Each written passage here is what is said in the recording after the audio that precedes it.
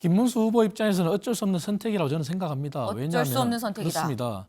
당내 의원이 100여 명이 있지 않습니까? 네. 하지만 그 심야에 모인 의원이 약 60여 명입니다. 그렇다면 60%는 결국은 권성동 원내대표에 의해서 움직일 수 있는 사람이라는 게 현실입니다. 그 얘기는 결국 원내에서 움직이는 힘이 김문수 후보 입장에서 거절할 수 있겠습니까? 그리고 그 원내 의원들도 한 사람 한 사람이 지역구를 책임지고 있는데 그렇다면은 지금 현재는 전략적 선택이고 당내 통합 그리고 더 이상 자중질환에 빠지지 않는 것을 보여주는 그러한 모습일 수도 있지만 네. 여기서 한 발 더 나아간다면은 이제 권성동 원내대표가 그 바톤을 넘겨받았어요. 그렇다면은 중앙에 이제 의원들이 머물러 있으면 안 됩니다.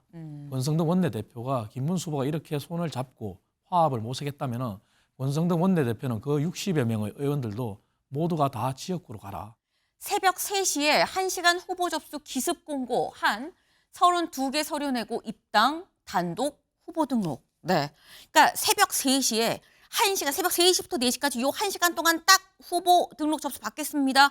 라고 얘기를 했다라는 거죠. 그런데 마침 또 그 새벽 사이 1시간 상간에 한덕수 후보가 32개 서류를 다 준비해서 입당해서 단독 후보 등록까지 마쳤다라는 거예요.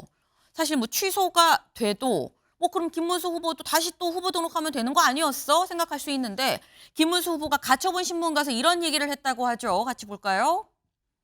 네. 나는 그 공고 시간에 자고 있었어요. 난 하는지도 몰랐어요. 이런 경우가 어디 있습니까? 라고 얘기를 했다라는 거예요. 새벽 3시에서 4시 사이에 후보 등록 공고를 새롭게 낼 거란 예상을 전혀 하지 못했다. 근데 이창근 위원님, 근데 그 새벽 3시에서 4시 사이에 1시간 한데 마침 그 사이에 32개 서류를 한덕수 후보가 다 준비해서 등록하는 걸 보니 이거 당 지도부랑 짠 거 아니야? 라는 지적을 김문수 후보 쪽에서 사실 했었던 거거든요. 사실 합리적 의심이 가능합니다. 왜냐하면은 대선이 아니라 국회의원 선거를 하더라도 그 서류를 사실 제대로 준비하려고 그러면 한 일주일 이상 걸립니다. 각종 뭐 범죄 관련 증명서를 떼더라도 하루 만에 나오지가 않아요. 그런데 한덕수 후보가 1시간 만에 접수를 다 했다? 그리고 그 접수한 서류가 만약에 불완전하게 사후 보완이다 이렇게 됐는지 아니면 정말 다 완벽하게 갖췄는지 알 수는 없어요. 하지만 어떠한 경우에든 이것은 합리적 의심이 가능하죠. 미리 준비를 할 시간을 줬을 수도 있고 아니면 사후 보완하라고 하는 것도 말이 안 되는 것이고 어느 후보한테 그런 배려를 하겠습니까? 그리고 한동훈 후보뿐만 아니라 다른 안철수 후보나 뭐 떨어진 나경원 후보도 접수를 할 수 있는 그러한 가능성이 있는 거거든요. 그런데 1시간 만에 열어줬다? 그 시간에 사실 누가 잠을 깨서 그 당에 돌아가는 상황을 지켜봤겠습니까? 그렇기 때문에 그 합리적 의심은 충분하다. 그리고 이러한 부분도 아까 서울에 말씀드린 것처럼 추후에 정말 한번 짚어봐야 됩니다. 왜냐하면 이게 이번에 제대로 짚어지지 않는다면 다음에 또 이러한 일이 지방선거를 앞두고 국회의원 선거를 앞두고 또 발생하지 말라는 법이 없어요. 또 한쪽에서는 후보들이 문제 제기를 할 수도 있어요. 예전에 그러지 않았느냐고. 그래서 이러한 것을 차제 막기 위해서라도 정말 짚어보고 점검을 해야 된다. 예. 지금 거듭 말씀하시는 게 문제가 있었다. 하지만 지금은 일단 선거가 시작이 됐고 후보가 결정이 됐기 때문에 지금은 일단 잠시 좀 내려놓고 다만 선거가 끝난 다음엔 확실하게 좀 짚을 건 좀 짚을 필요가 있다라는 말씀을 지금 하셨습니다. 아까 저희 살짝 맛본 그 만평 좀 같이 볼까요?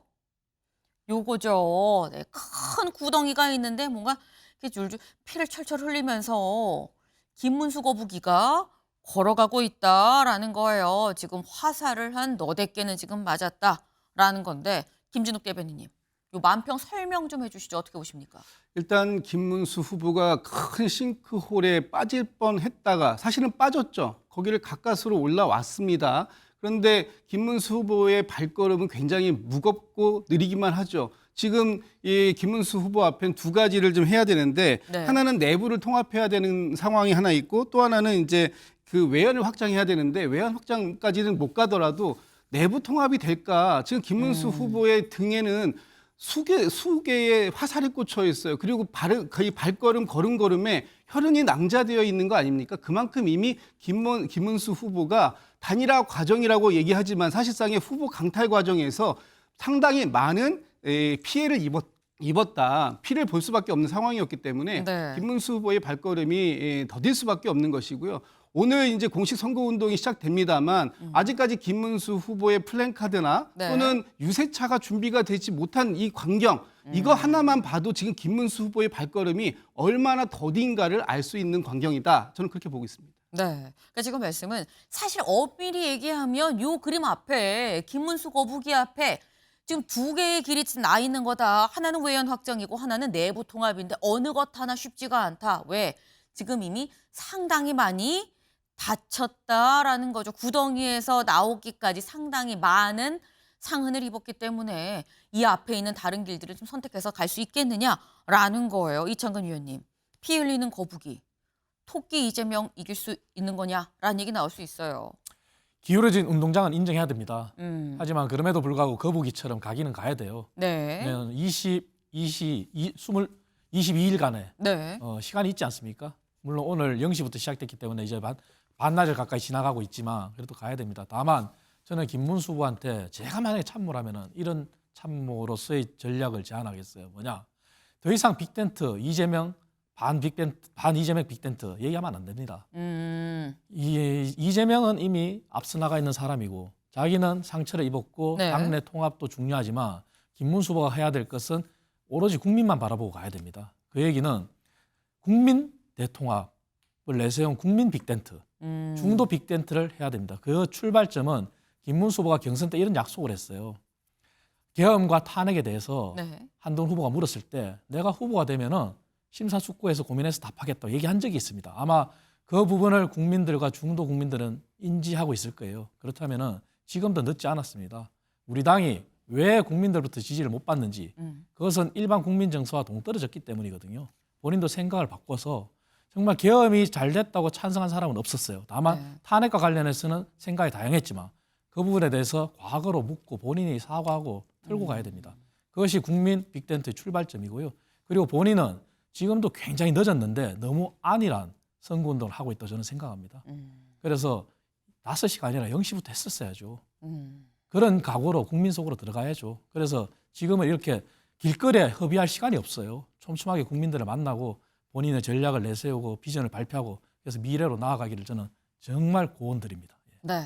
이창근 위원님께서 선거를 많이 치러보셨죠. 그리고 많은 선거에서 전략을 짜는 이 전략통으로 참모로 계셨었기 때문에 지금 이렇게 말씀을 하셨어요. 이게 전략적인 측면에서 내가 참모라면 난 이렇게 말씀을 드리겠습니다. 반명 빅텐트가 아니라 이제 국민 빅텐트를 쳐야 합니다. 지금 1분 1초가 모자르니 정말 진심으로 적극적으로 현장 속으로 들어가야 됩니다라는 말씀을 지금 하셨어요. 네. 지금 사실 말씀처럼 기울어진 운동장이라는 건 좀 우리가 인정을 해야 됩니다라고 또 말씀을 하셨는데 사실 이게 좀 후보 교체가 무리했다라는 지적과 함께 지금 나오고 있는 부분이 분명히 있습니다. 다음 기사 볼까요? 아까 말씀에 지금 앞에 외연 확장도 해야 되고 내부 통합도 해야 된다라고 말씀을 하셨는데 바로 이 부분인 거죠. 무리한 후보 교체 뒤엔 윤심, 들끓는 국힘, 친윤, 정계 은퇴하라라는 얘기가 내부에서 또 나오고 있다라는 거예요. 일단 결론을 지었고 봉합은 짓긴 지었는데 봉합을 했긴 했지만 언제 터질지 모르게 안에서 지금 부글부글하다라는 거죠. 후보 교체 뒤엔 윤심이 있었던 거 아니야라는 게 그 생각이 어떤 전제인 건데 김문수 후보 사실 강하게 당 지도부와 이 대결 국면에 들어서면서 이런 얘기를 했었습니다. 직접 들어보실까요?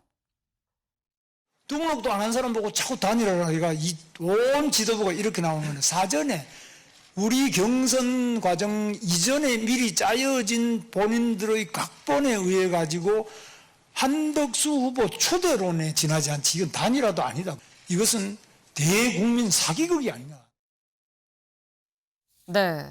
홍준표 전 후보죠. 이 대구시장도 뭐라고 얘기를 했었느냐. 내가 이제는 좀 얘기할 수 있다라고 얘기하면서 용산과 당 지도부 김문수는 만만하니까 김문수를 밀어서 한덕수의 장애가 되는 나 홍준표를 떨어뜨리자는 공작을 꾸미고 있었다라고 SNS에 또 글을 올렸었습니다. 그러니까 이 얘기인즉슨 김문수 후보도 홍준표 전 이 대구시장도 얘기를 한 게 결국 한덕수 전 총리를 민 건 친윤이고 용산이다라는 의심이 상당히 팽배해 있었다라는 거죠. 그런데 이런 상황에서 어쨌거나 우여곡절을 겪고 곡절 끝에 기호 2번 김문수 후보가 됐는데 다음 기사 보죠.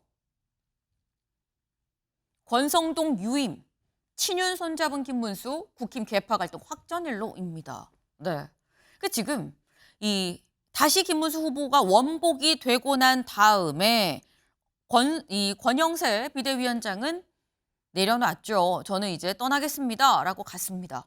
그런데 권성동 원내대표는 그럼 어떻게 되는 거야? 라는 얘기가 있었는데 어제 두 사람이 만났다고 해요. 그 얘기 서지영 대변인 얘기 잠깐 들어보겠습니다. 후보님께서는 대선 국면에서 원내대표 선출하는 것은 부적절하다. 그리고 선거 기간 동안 전 의원님들이 선거운동에 전력을 다해 매진할 수 있도록 원내대표께서 역할을 해달라라는 취지의 말씀을 하셨습니다. 네. 지금 들어보셨죠? 이 얘기인즉슨 권성동 원내대표로 그냥 쭉 간다. 대선 치르겠다라는 겁니다. 그럼 이창근 의원님. 지금 권성동 유임하면서 친윤과 결국 김문수 후보 손잡은 거 아니냐라는데 이건 또 어떻게 설명을 해야 되냐라는 거죠. 김문수 후보 입장에서는 어쩔 수 없는 선택이라고 저는 생각합니다. 어쩔 수 없는 선택이다. 그렇습니다. 당내 의원이 100여 명이 있지 않습니까? 네. 하지만 그 심야에 모인 의원이 약 60여 명입니다.